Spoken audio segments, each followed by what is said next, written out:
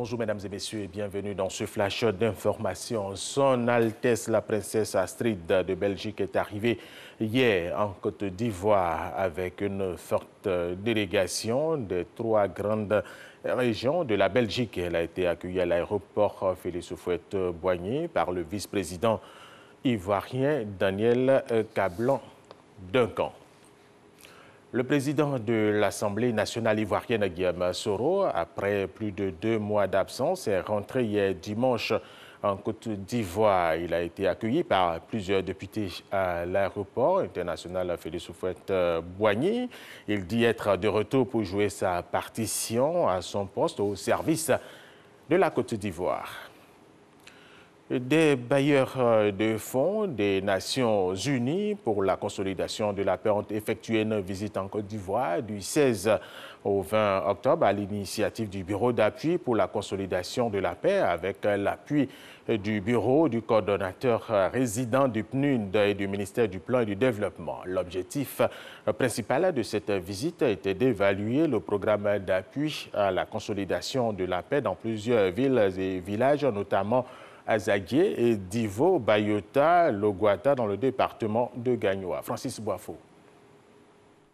La méthode d'évaluation du projet de consolidation de la paix entre les allogènes et autochtones d'Azaguié dans la région de l'Agnébi-Tiassa s'apparente à un véritable interrogatoire. Les bailleurs du Fonds des Nations Unies pour la consolidation de la paix ont voulu, par cette séance de travail, apprécier le niveau de collaboration entre les différentes communautés après les affrontements d'il y a plus de 10 mois. Tout est parti du corridor d'Azaguié entre les commerçantes. Vraiment, il n'y a plus de palabres. Nous parlons, on va à les cérémonies à Abel, les Abel viennent à nos cérémonies. Vraiment, ça va. On s'attend, les enfants vont aller à l'école en paix.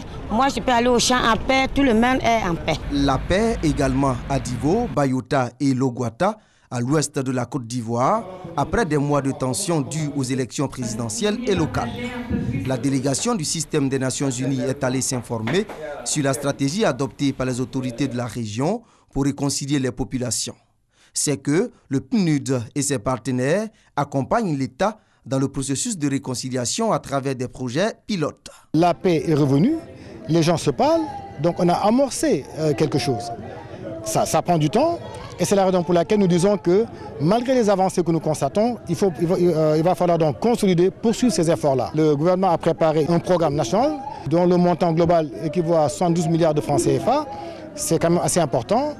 Nous sommes en train de voir comment accompagner le gouvernement dans la mobilisation de ressources auprès des partenaires. Les élus locaux appellent à une conjugaison des efforts pour consolider la paix dans les villes et villages. À l'endroit des fonctionnaires, des cadres de cette région qui viennent, qui descendent dans les villages, pour nous aider, le conseil régional seul ne peut pas tout faire.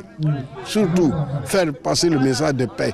Éviter l'auto-victimisation. Chacun d'entre nous a perdu quelque chose dans cette crise. Mais c'est de tourner la page et dire que nous devons aller à l'essentiel, être frères et sœurs. Bon, à savoir, le programme d'appui à la consolidation de la paix a permis de réhabiliter des maisons à Loguata, dans le département de Gagnoa, de remettre en état des bâtiments à usage de dortoir pour les élèves sous-officiers gendarmes et de favoriser l'établissement d'extraits d'actes de naissance pour 3800 enfants.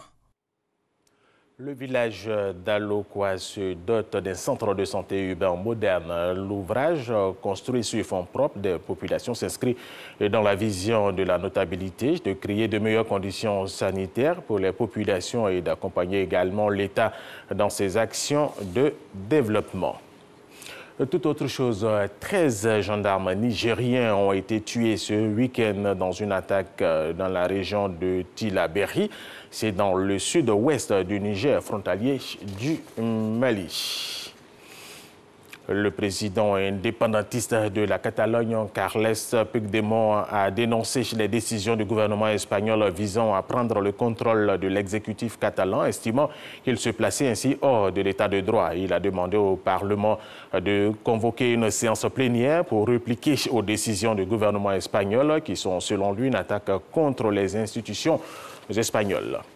Et nous terminons avec cette information. Au Japon, la coalition menée par le parti du Premier ministre japonais Shinzo Abe a remporté hier dimanche les 2 tiers des sièges de la Chambre basse du Parlement La coalition formée par le Parti libéral-démocrate de Shinzo Abe et le Parti Komeito a remporté au moins 310 des 465 sièges lors des élections législatives. Après cette large victoire, le Premier ministre japonais Shinzo Abe s'est engagé à se montrer ferme envers la Corée du Nord en mettant en place une forte diplomatie. Voilà, c'est la fin de ce flash d'information. Merci de l'avoir suivi.